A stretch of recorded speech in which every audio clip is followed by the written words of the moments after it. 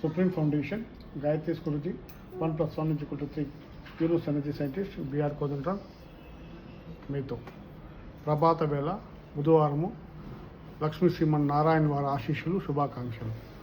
So మనకి ఏదన్నా కావాలంటే భగవంతుడి నుంచే మనకి తెచ్చుకోవాలి. ప్రతినిత్యం మనం చేసిన పూర్వజన్మ కర్మలు ఈ జన్మ కర్మలతో తారాసపడుతూ ఉంటాం. సో ఈ పూర్వజన్మ కర్మలు ఈ జన్మ కర్మల నుంచి నేను నెక్స్ట్ సబ్జెక్ట్లోకి వస్తాను. మన కాలం మనకి భగవంతుడు ఇచ్చినాడు.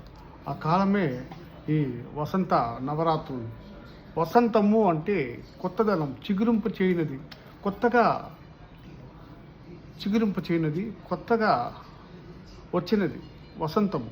ఆ వసంత నవరాత్రులు అష్టాదశ శక్తిపీఠము అమ్మవారు ఈ విశ్వమాత లలితా పరమేశ్వరి, లలితా త్రిపుర సుందరి కానీ గాయత్రి మాత అని కానీ మీరు ఏ పేరు పిలవండి, అంతటి శక్తివంతమైన ఈ వసంత నవరాత్రులు. సో చేయలేని వారు కనీసం రేపు శ్రీరామనవమి వరకు ఈ వసంత నవరాత్రులు ఉంటుంది. కనీసం రేపైనా గురువారము మీరు నేతి దీపంతో దీపం వెలిగించి లలితా సహస్రనామం కానీ, గాయత్రి సహస్రనామం కానీ, ఇంకా మీకు ఏ దేవతైనా ఇష్టం, దుర్గా సహస్రనామం కానీ, సరస్వతి సహస్రనామం కానీ, వారాహి సహస్రనామం కానీ, ఏదో ఒక సహస్రనామం మీరు దీపం వెలిగించి నేతి దీపంతో ఒక నైవేద్యం పెట్టి సువాసన భరితమైన పూలతో రంగరించి తెలిసిన వాళ్ళకి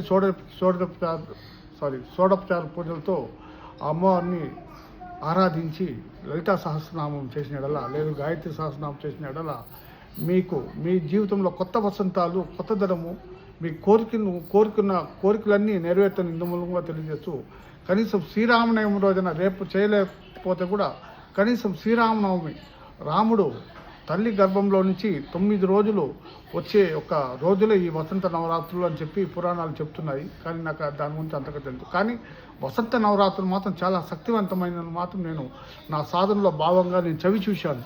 నేను ఆ శక్తిని పొందుతున్నాను, ఆ శక్తిని ధారణ చేస్తున్నాను, ఆ శక్తిని ప్రేమిస్తున్నాను, ఆ శక్తిని ఉపాసిస్తున్నాను.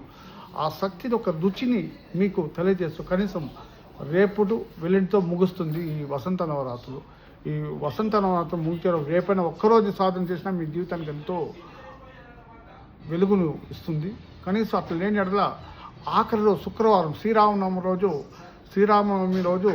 ఓం నమో రామ, ఓం నమో రామ, ఓం నమో రామ, ఓం నమో రామ, ఓం అని చెప్పి మనసులో స్మరించి లలితా సహస్రం నెయ్యి దీపం వెలిగించి సువాసన భరితమైన పూలు రంగరించి మీకు ఇష్టానుసారం నైవేద్యం, మీకు తోచిన నైవేద్యం పెట్టి అమ్మను ఆత్మ శరీరము అంతఃకరణ త్రికరణ శుద్ధిగా మీరు లలితా సహస్రనామం చదివినట్ల ఆ మంత్ర తరంగాలు ఆ విశ్వానికి చేరి అమ్మవారి అనుగ్రహం మీకు, మీ కుటుంబ సభ్యులకు, మీ ఇంటిల్లిపాది చేకూర్దని అందరికీ తెలియజేస్తూ గాయత్రి సహస్రనామం, శ్రీ లలితా సహస్రనామం పారాయణ చేయవలసిందిగా కోరి ప్రార్థిస్తూ అందరికీ అమ్మవారి ఆశీస్సులు శుభాకాంక్షలు. Thank you. నమస్తే.